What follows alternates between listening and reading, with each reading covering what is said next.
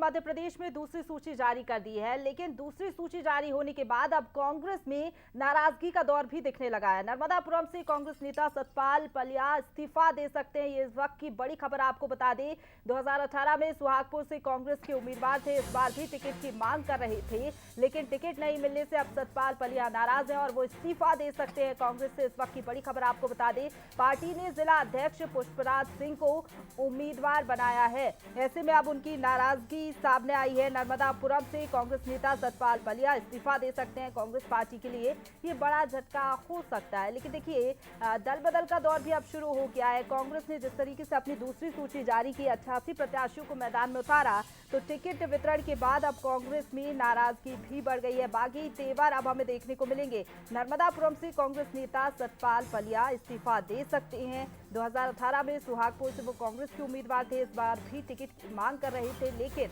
उनको पार्टी ने टिकट ना देकर जिला अध्यक्ष पुष्पराज पटेल को उम्मीदवार बनाया। ऐसे में अब उनकी नाराजगी सामने आ रही है।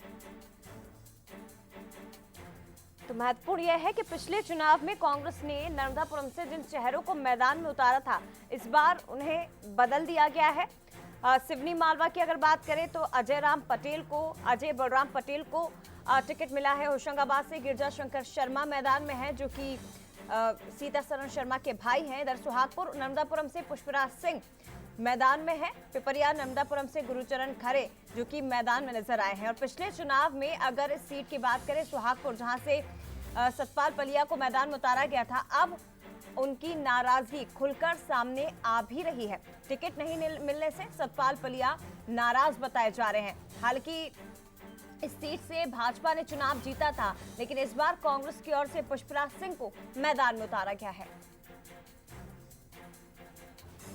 और चलिए इस खबर पर ज्यादा जानकारी के साथ हमारे साथ सूरज लाइव जुड़ गया, उनका रुख कर लेते हैं। सूरज, दूसरी लिस्ट सामने आई, लेकिन नाराजगी का दौर भी अब दिखने लगा है। पार्टी से नाराज चल रहे हैं कांग्रेस नेता सतपाल, क्या लग रहा है कि अगला स्टेप उनका क्या हो सकता है, क्योंकि इस्तीफा देने की खबरें तो सामने आ रही है।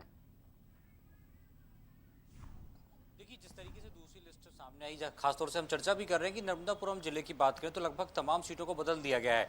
और सबसे खास बात है, जिन सीटों को बदला गया है, टिकट काटा गया है, उनमें नाराजगी देखने को मिल रही है। 2018 की बात करें तो सुहागपुर से सतपाल पलिया को उम्मीदवार बनाया था, वो चुनाव हारे, लेकिन लगातार सक्रिय नजर आ रहे थे और माना जा रहा है कि सर्वे में भी नाम था, जिस तरीके की बातचीत हुई। लेकिन अब टिकट कटने से बागी तेवर नजर आ रहे हैं।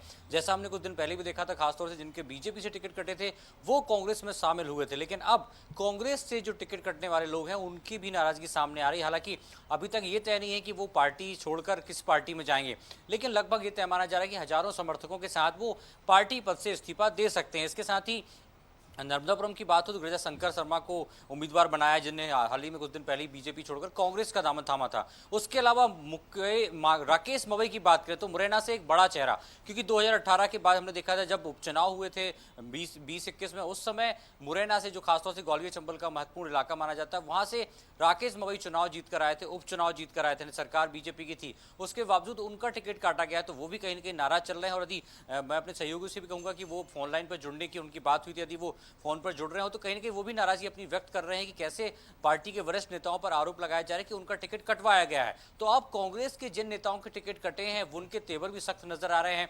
कुछ पार्टी छोड़ने को तैयार है, तो कुछ कहीं ना कहीं अपने नेताओं पर आरोप लगा रहे हैं और अगला कदम क्या होगा उसको लेकर विचार कर रहे हैं। लेकिन ये लगभग तय है कि सतपाल पलिया आपने जिक्र किया है, अगर सतपाल पलिया की हम बात करें, जैसा कि आप कह रहे हैं कि सर्वे में नाम था लेकिन टिकट कट गया, तो इसके पीछे की वजह क्या है? अगर सर्वे में नाम था, रिपोर्ट अच्छी थी, उसके बावजूद कई ऐसे नेता हैं जिनके टिकट काट दिए गए, तो इसके पीछे की वजह क्या मानी जाए? देखिए, खासतौर से कांग्रेस ने अपनी अलग रणनीति पर काम किया है। यदि ये उनका दावा है सतपाल पलिया का सर्वे में अच्छा नाम था, लेकिन पार्टी की इंटरनल बैठक हुई, अलग अलग सर्वे भी हुए, उसके बाद तय किया गया। कई स्थानों पर ऐसा है कि नए चेहरों को मौका दिया है। कई भोपाल में से गोविंदपुरा की बात करें तो पिछली बार कोई दूसरा प्रत्याशी था, इस बार नए चेहरे को मौका दिया है। पिछली बार भोजपुर से पूर्व केंद्रीय मंत्री सुरेश पचौरी को उतारा, इस बार राजकुमार पटेल को उतारा है। तो पार्टी ने कई स्थानों पर मन बदला है कि किस तरीके से नए लोगों को मौका देना है। शायद होशंगाबाद की जो खासतौर से सुहागपुर की हम बात कर रहे हैं, पुष्पराज सिंह जो जिलाध्यक्ष हैं, युवा हैं, हो सकता है पार्टी ने उन पर दाव लगाना चाहो कि इस सीट को कैसे अपने पाले में लेकर आना है, तो हो सकता है इसको लेकर चर्चा की गई हो। कई सीटें ऐसी हैं जिनको लेकर कांग्रेस ने बहुत ही नए चेहरे को, यानी राजकुमार पटेल पहला चुनाव भोजपुर से लड़ रहे होंगे, पुष्पराज सिंह पहला चुनाव लड़ रहे होंगे, इसके अलावा और भी कई सीटें जिन पर हम बात कर रहे हैं पहला चुनाव उन व्यक्तियों का, उन नेताओं का होगा। तो कहीं ना कहीं पार्टी का इंटरनल मामला किस आधार पर टिकट दिया, क्योंकि पार्टी ये चाहती है कि कैसे भी करके इस बार उन्हें वो सीटें जीतना है जहां से लगातार बिल्कुल बीजेपी जीतती आधार आ कोई रही भी है। हो इसमें सूरज, सुहागपुर भी जितना शामिल है। लिस्ट को देखकर समझ में आ रहा है कि आधार कुछ भी हो टिकट देने का, लेकिन फॉर्मूला एक ही है कि जिताऊ कैंडिडेट होना चाहिए। फिलहाल शुक्रिया आपका सूरज, तमाम बातचीत साझा करने के लिए, तमाम जानकारी के लिए। तो महत्वपूर्ण खबर है कि अब देखिए पहली लिस्ट के बाद जब कांग्रेस ने प्रत्याशियों के नामों का ऐलान किया था तब भी कई नेताओं की नाराजगी सामने आई थी, और अब दूसरी सूची जब जारी हुई है, जो उम्मीदवार थे जो ये सोच कर बैठे थे कि शायद दूसरी सूची में उनका नाम होगा, ऐसा नहीं हुआ है। कई ऐसे नेताओं के टिकट काटे गए हैं जो यहाँ पर उम्मीदें लगाकर बैठे थे, लेकिन टिकट कटने के बाद अब उनकी नाराजगी भी खुलकर सामने आने लगी है।